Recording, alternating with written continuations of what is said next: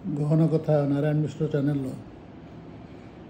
आ गोटे नूतन अध्याय विज्ञ श्रोता एवं दर्शक मान स्वागत करुच्ची मु नारायण मिश्र। जय गुरु। आजिर प्रसंग समस्यार कारण और समाधान। समस्या नहीं एमती लोक पृथ्वी पृष्ठ बंची ना जेते प्रकार जीवजंतु अच्छा सी समस्त समस्या रही एवं से माने शब है पर्यंत मृत्यु पर्यंत समस्या रहिबो। केवल शबर समस्या नहीं ये मरीगला समस्या से तुटीगला। आज मोर जन्मदिन 75 वर्ष पूरीगला। 1950 मसीहा अगस्ट 29 तारिख रे जन्म होती। आज हो गला 2025 मसीहा अगस्ट 29 75 वर्ष पूरीगला। भगवान को अशेष धन्यवाद जे एपर्यंत 75 वर्ष शेष पर्यंत से निश्वास प्रश्वास चलाई रखिंट। मते बा परिवार क्या अपांग करना पुओ झील दी जन को भले रखिंट रोजगारक्षम कर मोर सहयोगी मोर जी सहभागिनी जहाँ को विवाही आज पर्यंत 50 वर्ष तले मु विवाही थी सी मते छाड़ी जाना। बहु बाधा विघ्न सत्वे मो परिवारटी चली सुखे चलती बोली मुझे कहीपर दुखे चलती बोली भी कहीपर। आपण मानकर जमती साधारण भाव में चली मोर भी सेमती साधारण भाव में चली एवं ये चली मु ईश्वर निकट में कृतज्ञ। मु जनाऊँ ईश्वर को जे से मते मो परिवार को एवं मो सह संश्लिष्ट अन्य समस्त को भले रखतु एति मात्र प्रार्थना।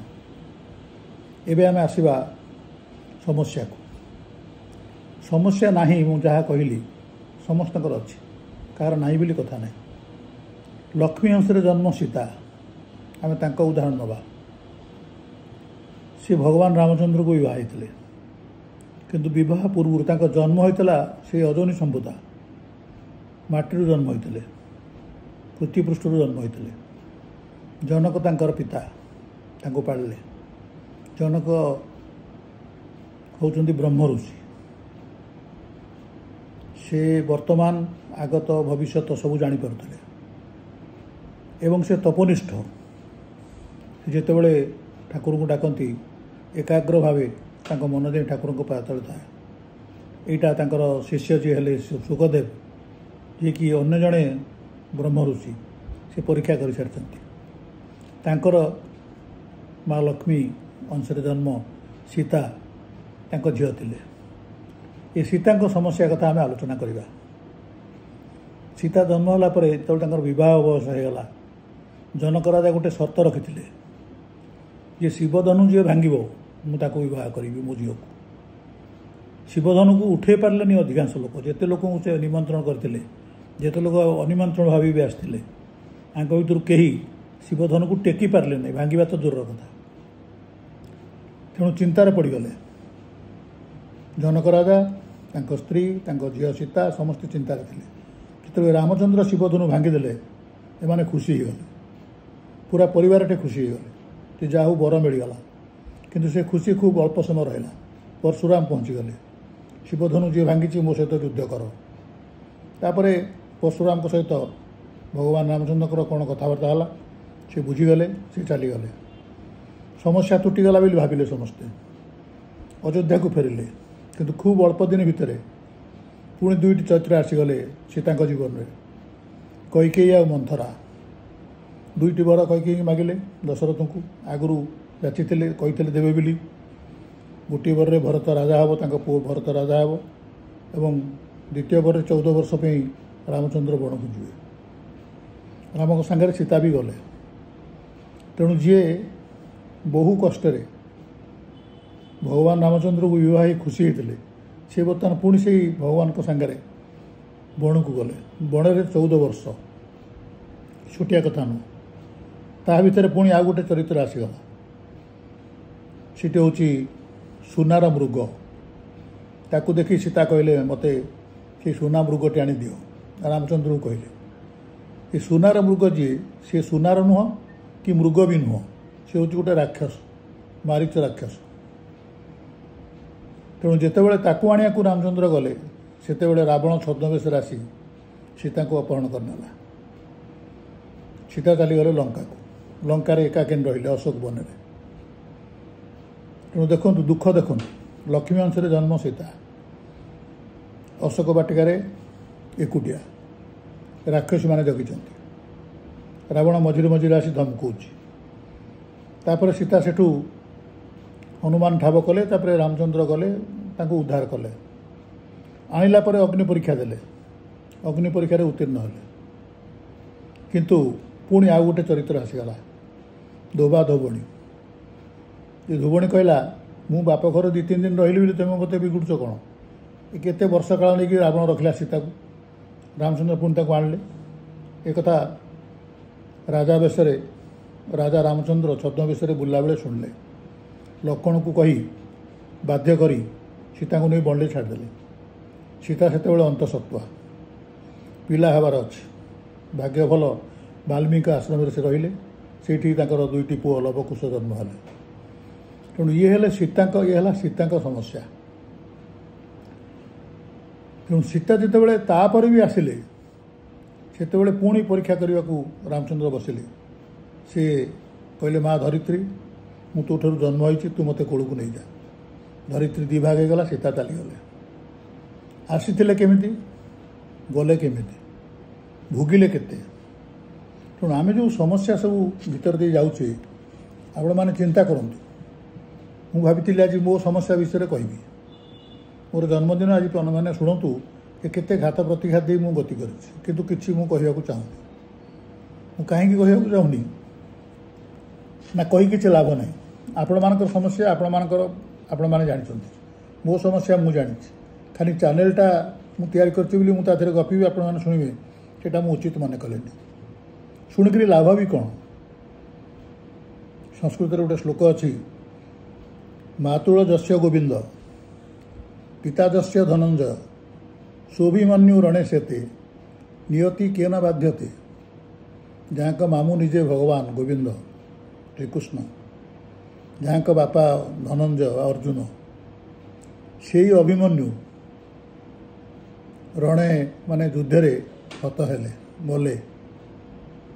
ତେଣୁ ନିୟତି କାହା ପ୍ରତି କି ବିଚାର କରିବ ସେଟା ଫିକ୍ସ ଦେଇ ଚାଲିଛି, ସ୍ଥିର ହେଇ ଚାଲିଛି। କେହି ରକ୍ଷା କରିପାରିବେନି, ତୁମେ ଯେଭଳି ପ୍ରତିପତ୍ତି ତୁମର ଥାଉ।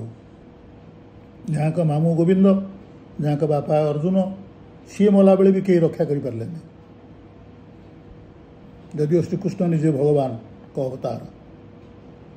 ତେଣୁ କୁନ୍ତୀ ଯେତେବେଳେ ଦ୍ରୌପଦୀ କି ବିବାହ ହେଇକରି 5 ଭାଇ ଯାକ ଦ୍ରୌପଦୀକୁ ବିବାହ ହେଲେ, ଦ୍ରୌପଦୀ ଆସି ଦ୍ରୌପଦୀ ଯେତେବେଳେ ଆଶୀର୍ବାଦ ନେବାକୁ ଗଲେ କୁନ୍ତୀଙ୍କ ପାଖକୁ, ଶାଶୁ କୁନ୍ତୀ କହୁଛନ୍ତି ଭାଗ୍ୟବନ୍ତଂ ପ୍ରସୂୟତା ମା ସୁରଂ ମା ଚ ପଣ୍ଡିତ ସୁରାଶ୍ଚ କୃତ ବିଦ୍ୟାଶ୍ଚ ଜନେ ସିନ୍ଦନ୍ତି ପାଣ୍ଡବ ବନେ ସିନ୍ଦନ୍ତି ପାଣ୍ଡବ। ଭାଗ୍ୟବନ୍ତଂ ପ୍ରସୂୟତା ମା ସୁରଂ ମା ଚ ପଣ୍ଡିତମ୍ ସୁରାଶ୍ଚ କୃତ ବିଦ୍ୟାଶ୍ଚ ବନେ ସିନ୍ଦନ୍ତି ପାଣ୍ଡବ। କହିଲେ ଆରେ ମା, ମୁଁ ତୋତେ ଆଶୀର୍ବାଦ କ'ଣ କରିବି? ତୁ ମୋ କଥା ଦେଖ। ମୋର ପୁଅମାନେ ଯୁଧିଷ୍ଠିର, ଭୀମ, ଅର୍ଜୁନ, ନକୁଳ, ସହଦେବ, କିଏ କେଉଁ ଗୁଣରେ ଏକୁ ଆରେକ ବାହୁବଳୀ। ଯୁଧିଷ୍ଠିର ଧର୍ମରାଜ, ଭୀମ ମହାବଳୀ, ଅର୍ଜୁନ ସବୁ ବିଦ୍ୟାରେ ଧୁରନ୍ଧର, ନକୁଳ ସହଦେବ ବହୁତ ଜିନିଷ ଜାଣିଛନ୍ତି। ତେଣୁ ଏମାନେ ଏଭଳି ପୁତ୍ରମାନଙ୍କୁ ଜନ୍ମ କରି ମଧ୍ୟ ସେ ବଣରେ ବୁଲୁଛନ୍ତି।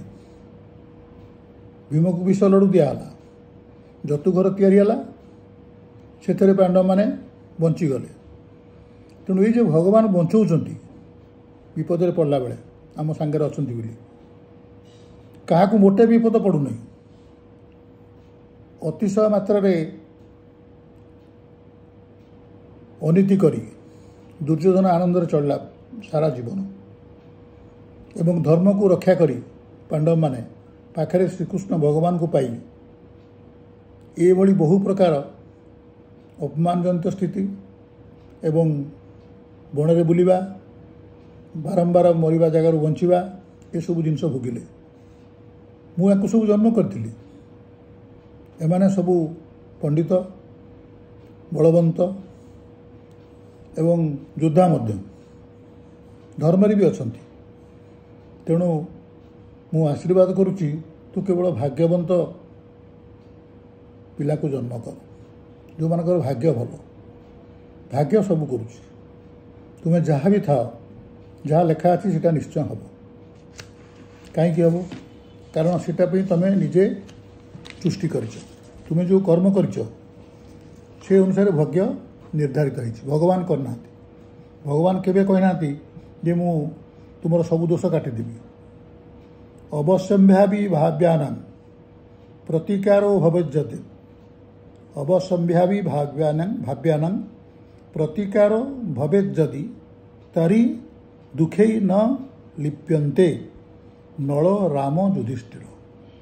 ଯଦି ଯେଉଁଗୁଟାକ ହେବାର ଥିବ ତାକୁ ପ୍ରତିକାର କରାଯାଇ ପାରୁଥାନ୍ତା, ତାହେଲେ ନଳ ରାଜା, ଭଗବାନ ରାମଚନ୍ଦ୍ର, ଧର୍ମରାଜ ଯୁଧିଷ୍ଠିର ଏମାନେ ଏତେ ଦୁଃଖ ଭୋଗିନଥାନ୍ତେ। ଯେତେବେଳେ ନଳ ରାମ ଯୁଧିଷ୍ଠିର ଦୁଃଖ ଭୋଗିଲେ, ଅଭିମନ୍ୟୁ ଯୁଦ୍ଧରେ ମଲା, ପାଣ୍ଡବମାନେ ଏଇଭଳି ଶ୍ରୀକୃଷ୍ଣଙ୍କ ପାଖରେ ପାଇ ଭୋଗିଲେ। ତେଣୁ ମୁଁ ବା ଆମେ ଆମ ଦୁଃଖ ସମସ୍ୟା କହିକିରି ଲାଭ କ'ଣ? ସମସ୍ୟା ଅଛି, ରହିବ। ଯାହି ବିଧି ରାଖେ ରାମ, ତାହି ବିଧି ରହିଏ, ସୀତାରାମ ସୀତାରାମ ସୀତାରାମ କହିଏ। ବଦଳି ପାରିବ ନାହିଁ। ହଁ, କର୍ମ ଯଦି ଆପଣମାନେ ଏବେ ଠିକ୍ ବାଟରେ କରନ୍ତି, ଆଗ ଜନ୍ମଗୁଡ଼ିକରେ ହୁଏତ ଆପଣ ମାନସିକ ଶାନ୍ତି ପାଇପାରନ୍ତି।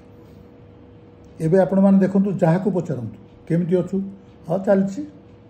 କେହି କାହାରି ପାଟିରୁ ବାହାରୁନି ଯେ ମୁଁ ଭଲରେ ଅଛି, ମୋ ପିଲାମାନେ ଭଲରେ ଅଛନ୍ତି।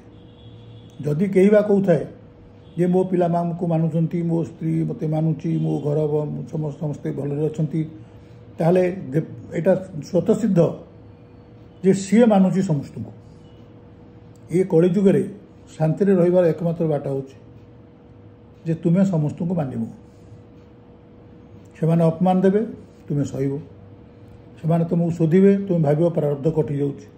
ଏହି ପ୍ରକାର ଗତିରେ ଯଦି ପରିବାରରେ ତୁମେ ଚଳିବ, ତାହେଲେ ମାନସିକ ଶାନ୍ତି ପାଇବ, ଯେଉଁଟାକ ଖୁବ୍ ଏତେ ସହଜ ନୁହଁ। ଆଦୌ ସହଜ ନୁହଁ, ବହୁ କଷ୍ଟ।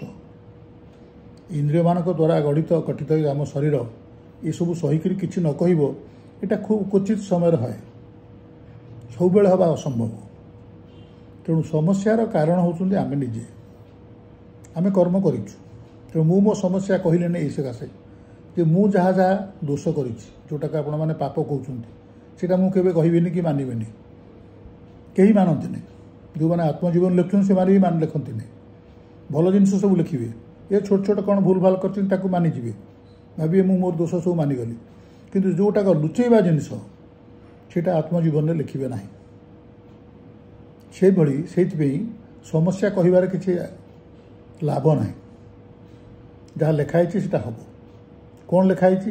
ଆମ କର୍ମ ଅନୁସାରେ ଲେଖା ହେଇଛି। ଆମେ ଯାହା କରିଛେ ଏଇ ଜନ୍ମରେ ହେଉ କି ପୂର୍ବ ଜନ୍ମରେ ହେଉ, ସେଥିପାଇଁ ଆମକୁ ଭୋଗିବାକୁ ପଡ଼ିବ। ଆପଣ ପ୍ରାରବ୍ଧ କୁହନ୍ତୁ, ଯାହା କୁହନ୍ତୁ, ଭୋଗିବାଟା ନିଶ୍ଚିତ। ଏଇ ଭୋଗିବାଟା ଆସ୍ତେ ଆସ୍ତେ କମିବାକୁ ହେଲେ ଆମକୁ ଠିକ୍ ବାଟରେ ରହିବାକୁ ପଡ଼ିବ, ଯେଉଁଟାକି ଆମ ଦ୍ୱାରା ପ୍ରାୟ ହେଉନାହିଁ, ଆମେ ପାରୁନେ। ତେଣୁ ସମସ୍ତ ଦର୍ଶକ ଏବଂ ଶ୍ରୋତାମାନଙ୍କୁ ଅନୁରୋଧ, ଆମେ ସମସ୍ତେ ଚେଷ୍ଟା କରିବା। ଯଦି ଲକ୍ଷ୍ମୀ ଅଂଶରେ ଜନ୍ମ ସୀତା ଏତେ ଭୋଗିଲେ, ନଳରାଜା ଭଗବାନ ରାମଚନ୍ଦ୍ର, ଧର୍ମରାଜ ଯୁଧିଷ୍ଠିର ଭୋଗିଲେ, ଅଭିମନ୍ୟୁଙ୍କର ଏତେ ପ୍ରତିପତ୍ତି ପିତା ଏବଂ ମାମୁଁ ଥାଇ ସେ ଭୋଗିଲେ, ଶ୍ରୀକୃଷ୍ଣ ପାଖାପାଖି ଥାଇ ପାଣ୍ଡବମାନେ ଭୋଗିଲେ। ଆମ ଭୋଗିବାଟା ଆମେ ଏତେ ମୁଣ୍ଡ ଭିତରେ ରଖିବା କଥା ନୁହଁ। ପ୍ରାରବ୍ଧ ଭାବି ତାକୁ ଭୁଲିଯିବା, ତାକୁ କାହାକୁ କହିବା ଆବଶ୍ୟକ ନାହିଁ। କାରଣ ଆପଣ ଯେତେବେଳେ ଆପଣଙ୍କ ସମସ୍ୟା ଅନ୍ୟ ଲୋକକୁ କୁହନ୍ତି, ସେମାନେ ଉପରେ ଆହା ଚୁ ଚୁ କରନ୍ତି, କିନ୍ତୁ ଭିତରେ ଭାବନ୍ତି ଭଲ ହେଇଛି, ଏହାର ଅହଙ୍କାର ଯୋଗୁଁ ଏ ଦଣ୍ଡ ପାଇଛି। ତେଣୁ ଲୋକମାନେ ମୋ ଜୀବନରେ ଗୋଟିଏ କଥା ମୁଁ ଲକ୍ଷ୍ୟ କରିଛି ଯେ ଅନେକ ଜାଗାରେ ଲୋକମାନେ ଫୁଲମାଳ ନେଇ ସ୍ୱାଗତ କରନ୍ତି, ଡାକିକି ନେଉଛନ୍ତି ଏବଂ ଖୁବ୍ ଅଳ୍ପ ଦିନ ପରେ ପୁଣି ଗୋଇଠା ମାରି ବିଦା କରୁଛନ୍ତି। ବହୁ ଜାଗାକୁ ମୁଁ ଯାଇଛି, ଏଇ ଜିନିଷଟି ହେଇଛି। ତେଣୁ ଆପଣଙ୍କୁ ଯେଉଁମାନେ ସ୍ୱାଗତ କରୁଛନ୍ତି ସେଇଟା ପ୍ରକୃତ ସ୍ୱାଗତ ନୁହଁ, ତାଙ୍କର ସ୍ୱାର୍ଥ ଅଛି।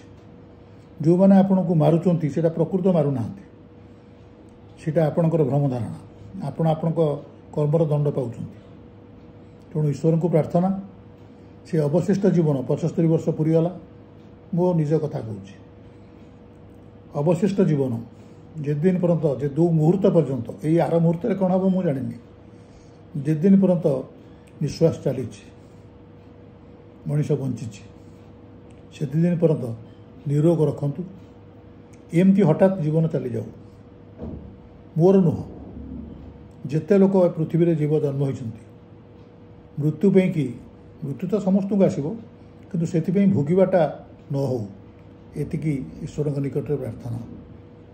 ଆଜି ପାଇଁ ଏତିକି। ଆଶା କରୁଛି ଯଦି ଆପଣମାନଙ୍କୁ ଭିଡ଼ିଓଟି ଭଲ ଲାଗେ, ଆପଣମାନେ ନିଶ୍ଚୟ ଲାଇକ୍ କରିବେ, ବନ୍ଧୁମାନଙ୍କ ସାଙ୍ଗରେ ସେୟାର କରିବେ ଏବଂ ନିଜେ ସବସ୍କ୍ରାଇବ୍ କରିବା ଜାଗାରେ କରିବା ସହିତ ଆପଣ ବନ୍ଧୁମାନଙ୍କୁ ମଧ୍ୟ କହିବେ ଚ୍ୟାନେଲଟିକୁ ସବସ୍କ୍ରାଇବ୍ କରିବାକୁ। ସମ୍ପର୍କ ବଜାୟ ରହୁ। ଆଜି ପାଇଁ ଏତିକି। ନମସ୍କାର।